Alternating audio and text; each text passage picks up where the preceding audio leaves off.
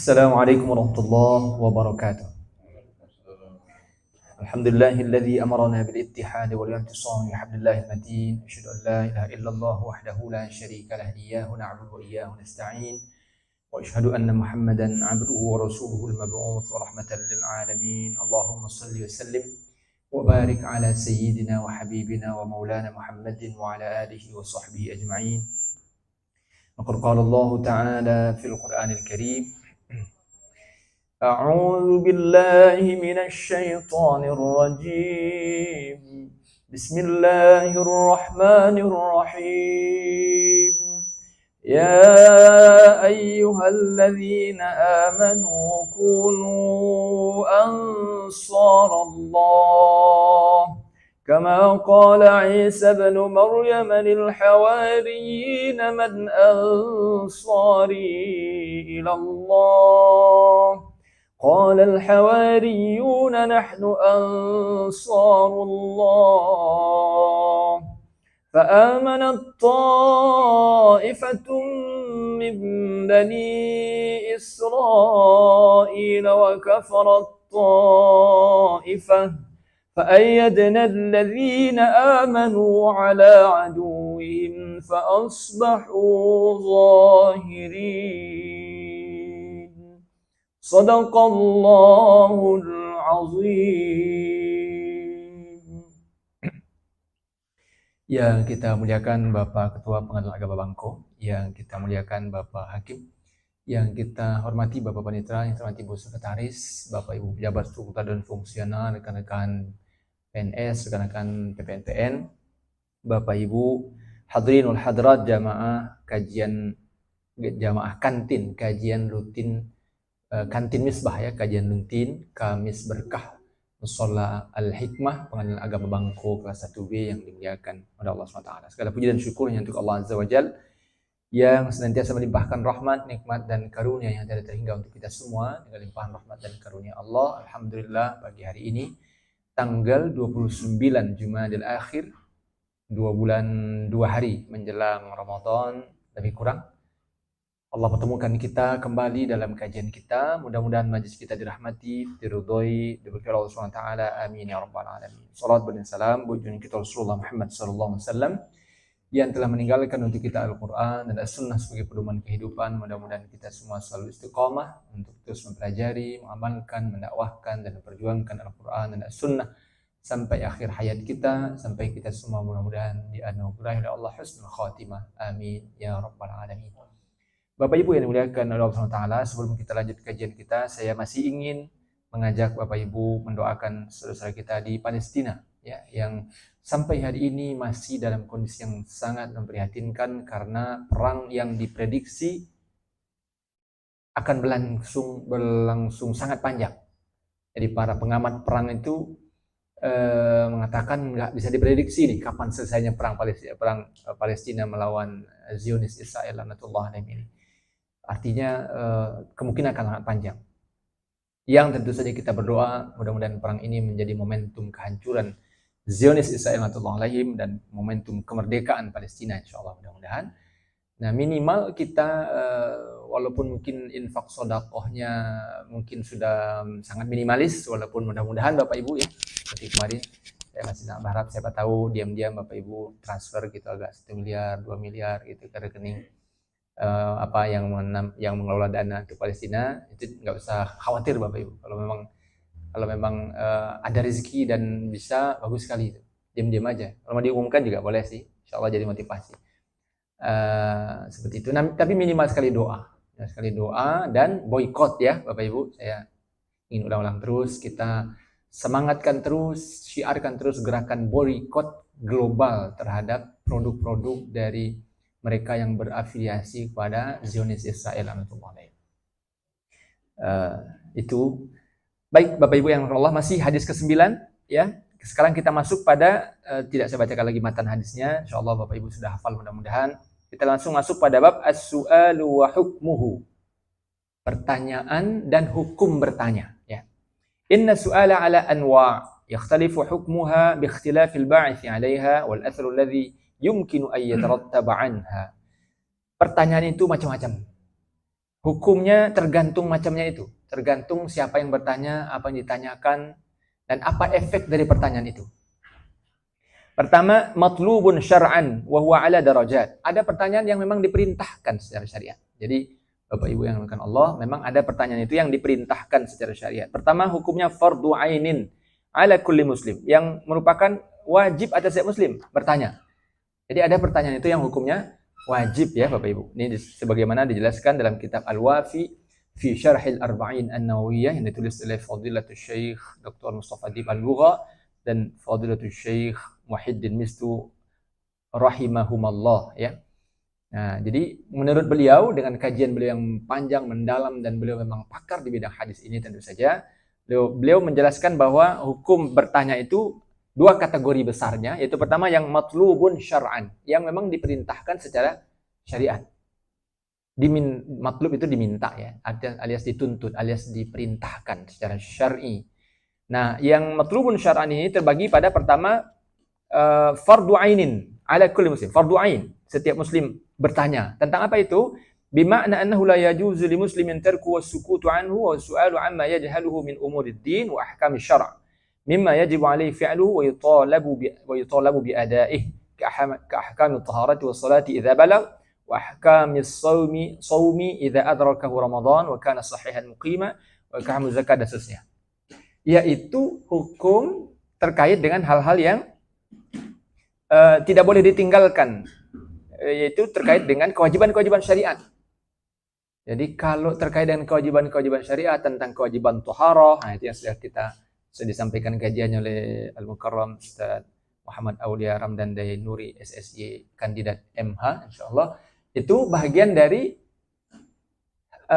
pertanyaan yang wajib ditanyakan karena terkait dengan thaharah, suci. Sementara bersuci itu syarat diterimanya salat. Enggak sah salat kita kalau bersuci kita tidak benar. Maka mempelajari dan bertanya tentang thaharah hukumnya wajib. Karena kalau kita tidak tahu dan kita salah dalam berthaharah, maka ibadah salat kita jadi tidak sah dan seterusnya. Jadi itu contohnya. Kemudian wa hakam yusami idza adraka Ramadan, juga bertanya tentang hukum seputar Ramadan, seputar puasa. Karena puasa Ramadan hukumnya wajib, maka wajib juga bagi kita untuk bertanya semaksimal mungkin seputar hukum Ramadan sampai kita betul-betul mengerti tentang bagaimana melaksanakan ibadah Ramadan, puasa Ramadan.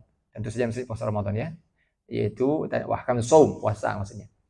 Wa ahkam zakat, dan juga hukum zakat. Ketika kita sudah memiliki, di sini disebutkan wa ahkam zakat wal hajj idza malikal mal aw kana ladaihi istita'ah.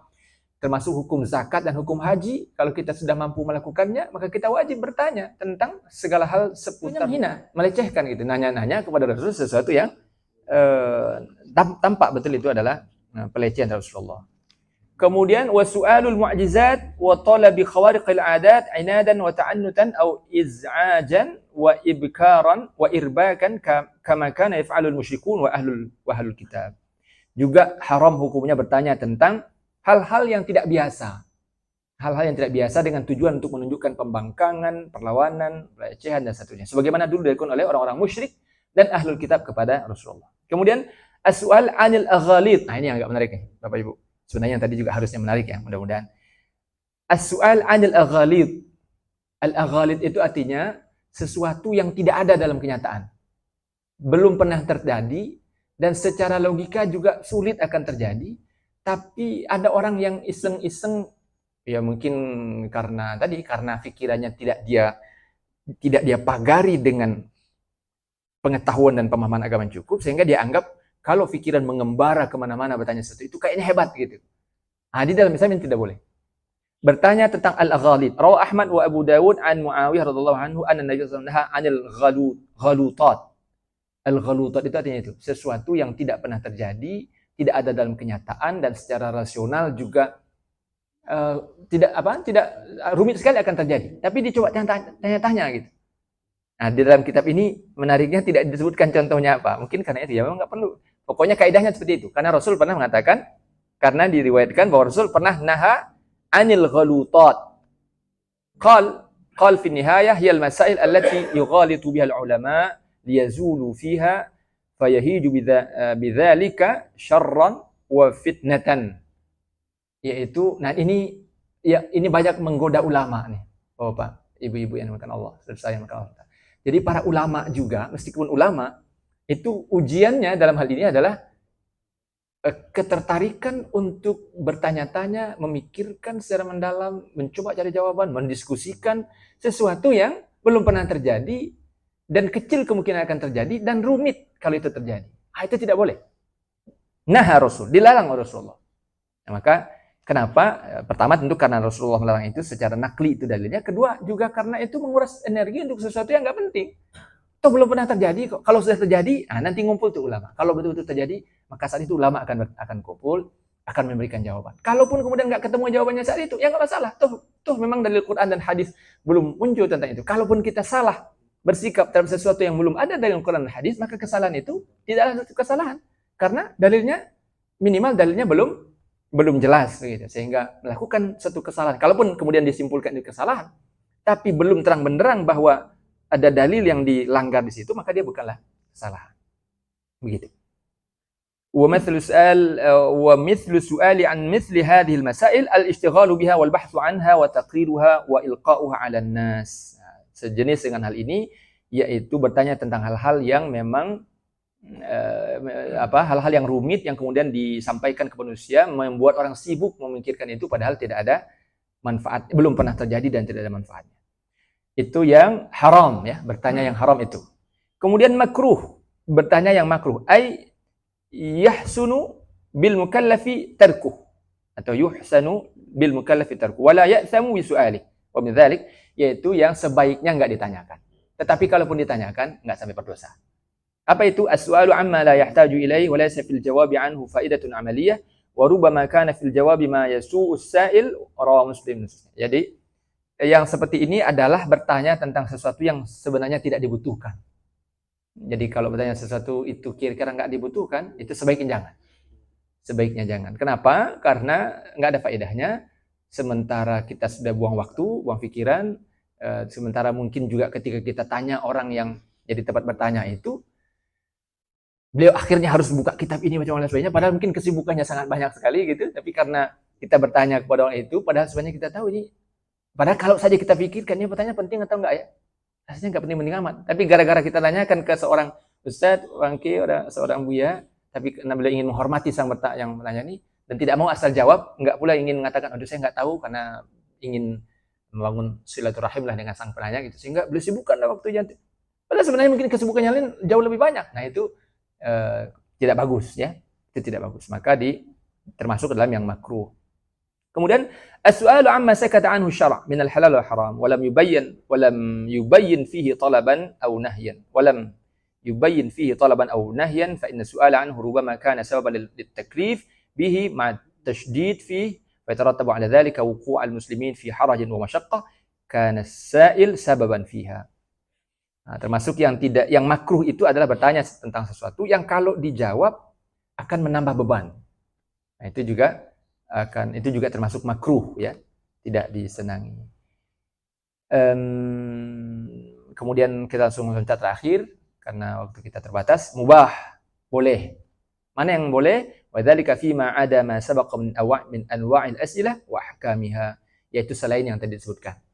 Jadi selain yang wajib, baik fardu kifayah, fardu ain, fardu kifayah atau mandub, selain yang haram dan yang makruh, maka termasuk mubah.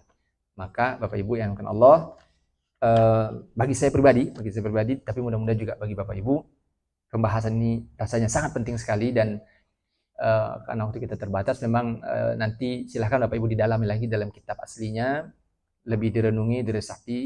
Dan kalau yang ini terima kasih banyak sekali Pak Humaydi, Pak Fadli dan tim IT PA Bangko yang merekam dan mengupload. Semoga Allah balas pahala berlipat ganda. Jangan lupa subscribe, like, share, and comment ya terhadap video ini.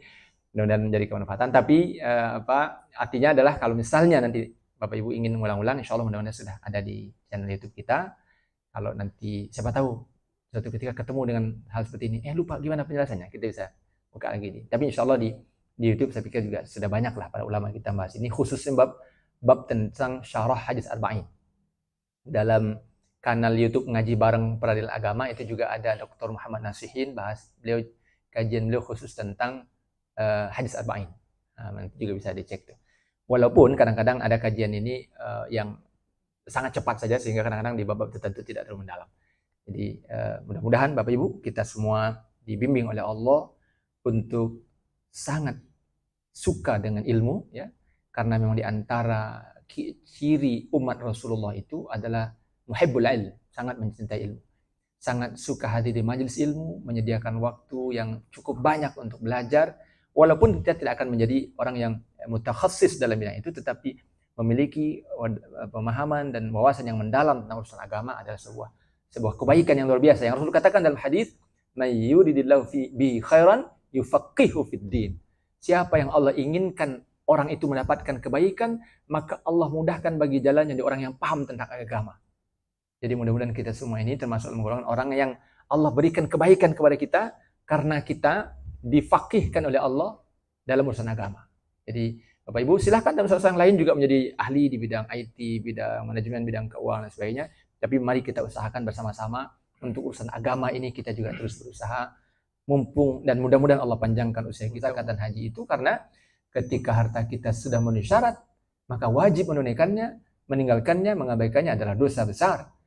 Karena tarku arkanil Islam, meninggalkan rukun Islam dengan sengaja padahal mampu, itu dosa besar. Nah, karenanya wajib bertanya semaksimal mungkin sampai kita kemudian paham. Termasuk ahkamu zawaj wa ma yata'allaqu bihi liman arada zawaj, termasuk bertanya tentang hukum nikah. Ini Bapak Ibu yang mohon maaf ya, yang Bapak belum nikah, yang belum nikah, kalau yang sudah pernah menikah insyaallah sudah sangat paham, yang belum menikah harus sangat belajar paham betul, sepaham-pahamnya, karena menikah itu mesti akan dilalui. Nah, bagi kita yang sudah menikah juga, andaikan ada di antara hukum-hukum nikah yang belum kita paham, jadi bukan hanya hakim ya, bahwa yang harus paham hukum nikah itu bukan hanya hakim kan harus memutus tentang hukum nikah, tapi kita semua yang menjalani pernikahan dan akan menikah insyaallah harus sangat mengerti betul tentang hal ini, sehingga bertanya tentang hal seputar itu menjadi hukumnya wajib sampai kita betul-betul mengerti dengan segala jenisnya. Maka karena itu Bapak Ibu yang dirahmati Allah, ngaji fikih itu berat, dia memang berat, tetapi harus dilakukan. Mohon maaf mungkin di antara berbagai kajian ngaji fikih termasuk yang berat saya pikir, tapi harus belajar kita semua detailnya. Jadi walaupun kita baru sampai bab thaharah, tapi memang apa yang disampaikan Pak Aulia itu sebenarnya stimulus saja Bapak Ibu. Nggak boleh dicukupkan hanya sekali, meskipun 4 kali pertemuan atau 5 kali pertemuan dalam sekali 2 bulan gitu.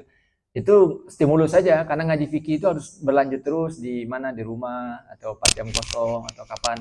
Putar tuh kajian-kajian fikih, taharah, salat, puasa, zakat, nikah, muamalah, faraid dan lain sebagainya. Hukum-hukum yang memang wajib untuk kita ketahui. Nah, dalilnya apa? Firman Allah surah An-Nahl ayat 43, "Fas'alu ahla dzikri in kuntum la ta'lamun." Bertanyalah kepada orang yang berilmu kalau kamu tidak tahu. Maksudnya di sini apa?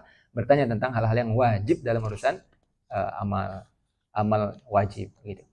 Itu fardu ain. Yang kedua fardu kifayah. Hukum bertanya itu fardu kifayah. Artinya tidak semua orang harus lakukannya. Bermakna annahu la yajibu ala kulli muslim, bal yakfi ay yaquma bihi ba'dhum wa su'alu litawassu' fil fiqhi bid-din. Nah, ini fardu kifayah. Tidak semua orang wajib, tapi sebahagian harus melakukan. Siapa itu? Yaitu orang yang akan tawassu', akan memperluas wawasan keagamaannya karena dia berada dalam posisi sebagai orang yang ditanya oleh umat. Dia mungkin alim di tengah-tengah umat, mungkin dia diminta isi pengajian, mungkin dia dianggap ustadz di kampungnya dan sebagainya. Maka dalam hal ini misalnya seperti saya ini, insyaallah karena beliau tokoh di kampungnya, atau tentu Pak Amrizona dan sebagainya, karena mungkin bertanya atau sebagainya. Pokoknya siapapun di antara kita yang mungkin menempati posisi sebagai tempat bertanya di masyarakat, sebagai ustadz, apalagi yang mungkin ngaji ceramah di mana-mana sebagainya, itu fardu kifayah bagi beliau, bagi umat. Maksudnya fardu kifayah itu bagi umat. Nah, siapa yang dimaksud itu? Orang yang memang memikul beban untuk mencerahkan umat karena posisinya sebagai muallim, sebagai ustadz, sebagai buya, sebagai kiai.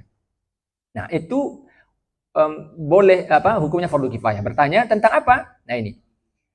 Wa ma'rifatu ahkam syar'i wa ma ta'allaqu biha la lil 'amal wahdah bal yakuna hunaka hifdhah lid-din 'azza wa jalla wa yaqumuna bil fatwa wal qada' wa yahmiluna liwa' ad-da'wah ila Allah ta'ala wa ya'lamuna wa yu'allimuna baqil muslimin ma yahtajuna ilayhi min umuri dinihim liyajtanibu asbab ad-dhalal waz-zalal wa yasluku sabilal huda war rasyad.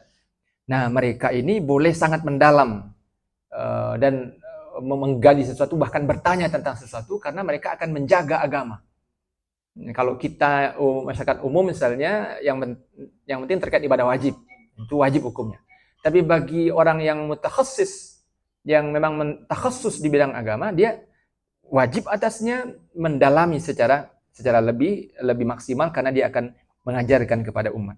Dalilnya di antaranya firman Allah surah At-Taubah ayat 172, وَمَا كَانَ الْمُؤْمِنُونَ لِيَنْفِرُوا كَافَّةً فَلَوْلَا نَفَرَ مِنْ كُلِّ فِرْقَةٍ مِنْهُمْ طَائِفَةٌ لِيَتَفَقَّهُوا فِي الدِّينِ وَلِيُنذِرُوا قَوْمَهُمْ إِذَا رَجَعُوا إِلَيْهِمْ لَعَلَّهُمْ يَحْذَرُونَ dan seterusnya. Kemudian juga hadis ala falyu'allim asy-syahidu minkum al-ghaib, muttafaq alaih. Rasul katakan, siapa yang hadir di majlisku ini wajib menyampaikan kepada yang tidak hadir, kata beliau, supaya ilmu itu tersebar. Itu fardu kifayah. Yang kedua mandubun. Mandubun itu artinya sunnah. Sunnah ya. Mandub itu artinya sunnah Bapak Ibu.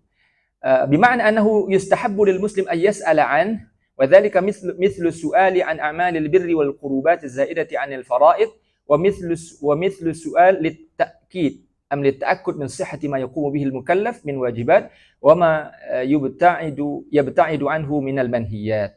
Ya. Yaitu bertanya, yang sunnah itu apa? Bertanya tentang amal-amal sunnah. Jadi pengen mendalami misalnya bagaimana sebenarnya tata cara berzikir yang lebih utama itu misalnya. Gimana cara menikmati sholat supaya lebih khusyuk. Nah, itu boleh, itu sunnah hukumnya. Supaya kita mendapatkan keutamaan dan peningkatan kualitas ibadah. Itu hukumnya mandub sunnah. Baik, nah berikutnya kita masuk pada su'alun manhiyun an. Su'alun manhiyun an wa huwa ala darajatin aydan. Bertanya yang dilarang. Nah, ini yang dibahas dalam hadis ya. Pertanyaan yang dilarang. Kalau tadi itu pertanyaan yang matlubun syar'an, yang diperintahkan syar'an. Nah, kalau ini pertanyaan yang dilarang. Apa itu? Dikatakan dalam kitab ini, dalam kitab Al-Wafi, wa huwa ala darajatin aydan, juga macam-macam. Tingkatannya pertama haramun, haram. Ai ya'thamul mukallifu bihi wa min dzalik, yaitu berdosa orang yang mukallaf kalau nanya tentang hal ini. Apa itu? As-su'alu amma akhfahu Allah Ta'ala an ibadihi wa lam yutli'hum alaihi wa akhbara annahu ilmuhu khasun bihi subhanahu. Kasu'al an waqti qiyamis sa'ah wa an haqiqatir ruh wa mahiyatiha wa an sirril qada wal qadar wa nahwi dzalik. So, pertanyaan yang haram itu diantaranya adalah bertanya tentang kapan kiamat terjadi. Kapan kiamat terjadi? Wah, itu haram tuh bertanya. Kenapa? Karena itu ilmu yang memang Allah sembunyikan terhadap manusia, itu khusus ilmu Allah. Gak boleh nanya tentang hal itu. Kapan? Nah, kita sudah pernah mengalami ujian tentang hal ini ketika film 2012 dulu, 12 tahun yang lalu jadi booming ya. Ternyata dugaan saya kenapa film 2012 itu dulu sempat booming itu karena sang produser film itu tahu umat Islam sebenarnya banyak yang bertanya tentang itu, padahal ini masalah yang dalam agama sensitif. Nah, orang karena ketidakpahamannya tentang agama kadang-kadang terjerumus dalam hal ini. Kemudian as-su'alu an wajhil ba'thi wat ta'annuti wal istihza. Yang juga tidak boleh adalah bertanya dalam rangka dengan tujuan untuk melecehkan atau menghina atau mempermainkan. Contohnya satu ketika Rasulullah itu ditanya oleh sahabat. Jadi sahabat maksudnya sahabat yang agak jahil. Entah siapa ya sebentar. Karena qaumun yas'aluna Rasulullah sallallahu alaihi wasallam fayaqul, bukan sahabat mungkin karena disebut qaumun saja. Karena qaumun yas'aluna Rasulullah. Ada satu kaum bertanya kepada Rasul. Apa pertanyaannya? Man abi? Siapa ayah saya katanya. Apa yang ditanya kepada Rasul tentang siapa ayahnya? Enggak ada urusannya. Walaupun dijawab oleh Rasul, nanti dalam hadisnya disebutkan dijawab oleh Rasul, tapi Umar melihat Rasulullah mulai merah wajah beliau. Tanda beliau marah, tidak suka. Karena pertanyaan itu pertanyaan yang kita itu sehingga dari usia yang Allah masih berikan kepada kita, insya Allah sebahagiannya secara signifikan kita gunakan untuk terus mempelajari agama, pelajari Quran, pelajari hadis, pelajari akidah, pelajari ibadah, pelajari akhlak, pelajari sirah dan sebagainya. Terima kasih Bapak Ibu semua. Mohon maaf atas segala kesalahan kurangan. Kita tutup doa kafaratul majlis. Subhanakallahumma bihamdika asyhadu an la ilaha illa anta astaghfiruka wa atubu ilaik. Assalamualaikum warahmatullahi wabarakatuh. Saya kembalikan